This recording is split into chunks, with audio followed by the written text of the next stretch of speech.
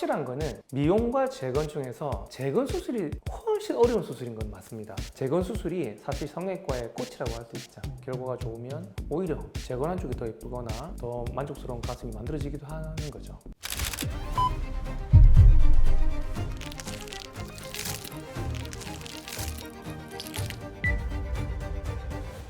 교수님 안녕하세요. 자기소개 부탁드리겠습니다. 안녕하세요. 저는 서일메디칼 그룹 성형외과에서 근무하고 있는 배성환이라고 합니다. 반갑습니다. 교수님이 전에는 부산대병원에서 이제 유방암 진단을 받으신 분들의 유방 재건을 좀 도와주셨잖아요.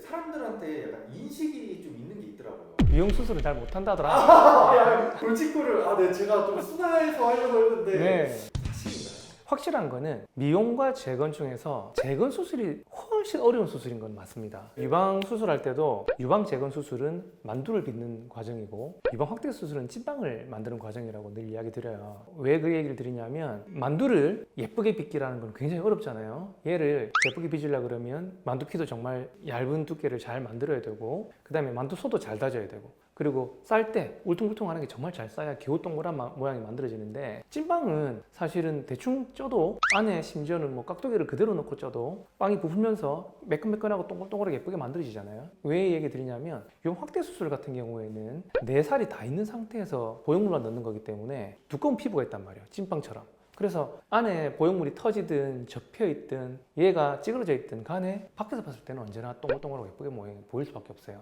근데 반면에 재건인 경우에는 피부가 얇단 말이에요. 우리가 만두처럼. 그렇기 때문에 안에 보형물이 조금만 눌러지거나 아니면 찌그러져 있거나 하는 상황에 들어가게 되면 그 모양이 그대로 밖에서 비쳐서 울퉁불퉁해지는 게 바로 보인단 말이에요. 그래서 이 미용 수술과 재건 수술의 난이도의 차이는 정말 극과 극이다라고 말씀드릴 수가 있겠고 저 입장에서는 미용 수술은 사실 술기적으로는 굉장히 간단한 수술에 해당한다고 볼 수 있죠. 그래서 어느 정도는 이해가 됨에도 불구하고 또 다 못 받아들이는 것도 있는 것 같아요. 그래서 정말 수술 결과가 좋으신 분들은 재건 수술을 미용 수술 못지않게 만드는 그런 분들이 정말 실력이 좋으신 분이라고 생각합니다. 와, 진짜 이렇게 하니까 이해가 쏙쏙 되는 것 같아요.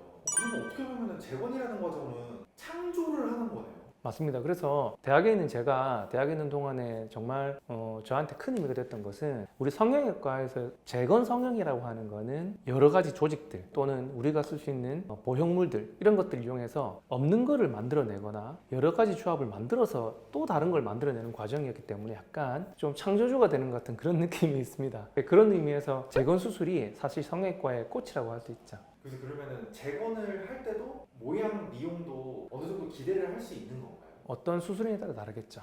그나마 이제 유방 재건 같은 경우에는 요즘은 보형물이 워낙 잘 나오고 또 충분히 검증된 어떤 수술 테크닉들도 다 이제 마련돼 있고 하니까 유방 재건 같은 경우에는 정말 결과가 좋으면 오히려 재건한 쪽이 더 예쁘거나 더 만족스러운 가슴이 만들어지기도 하는 거죠. 교수님께서도 유방 재건 수술을 많이 해오셨잖아요. 기능도 잡으면서 미용적으로도 되게 훌륭한 결과적인 수술을 많이 하셨었나요?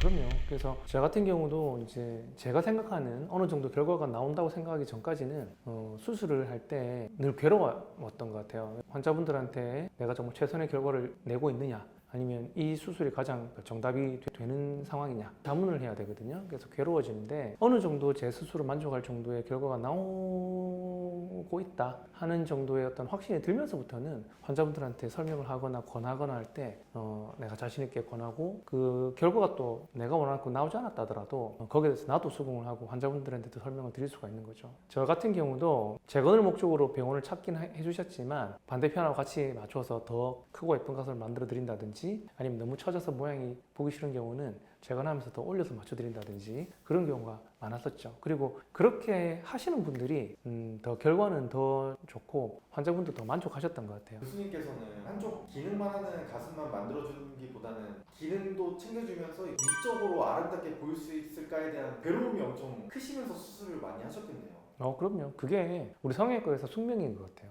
그래서 우리가 어떤 병을 치료하는 걸로 끝나는 경우는 그 병이 치료가 되면 목적은 달성한 거잖아요. 근데 우리는 그렇지 않고 그냥 재건만 했다가 끝나는 것이 아니라 그 재건된 것이 환자에게 얼마나 만족감을 주느냐 그렇게까지 가야 비로소 성공한 수술이 되니까요.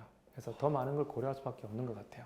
오늘 내용을 종합해보면 재건 수술을 잘하시는 교수님들은 미용 수술을 못한다 그런 거는 또 아닌 거네요. 명확하게 말하기는 어렵지만 재건을 하시는 교수님들이 수술의 난이도가 어려운 수술을 많이 하시는 건 사실이고, 근데 이제 그분들이 어려운 수술을 많이 하시니까 쉬운 것도 당연히 잘할 거다 이 얘기는 아닙니다. 적합한 예가 될지는 모르겠는데 아파트를 많이 지어 올리신 건축가분이 인테리어를 잘한다고 말할 수는 없지 않겠습니까? 재건하신 분들은 재건 수술을 하기 위해서 평생을 바치는 분들이 대부분이고요. 미용 수술은 미용 수술에 평생을 바치신 분들이기 때문에 갑자기 재건하시는 분이 미용 수술 잘하거나 미용 수술 하신 분이 재건 수술을 잘하는 거는 쉽지는 않겠습니다. 그렇긴 하지만 재건 수술을 훌륭하게 하셨던 분들은 미용 수술도 빨리 적응하시는 것 같고요. 우리 성형외과 의사들 사이에서 재건 수술이 훨씬 어려운 수술이다, 이거는 누구도 반박할 수 없는 내용인 것 같아요.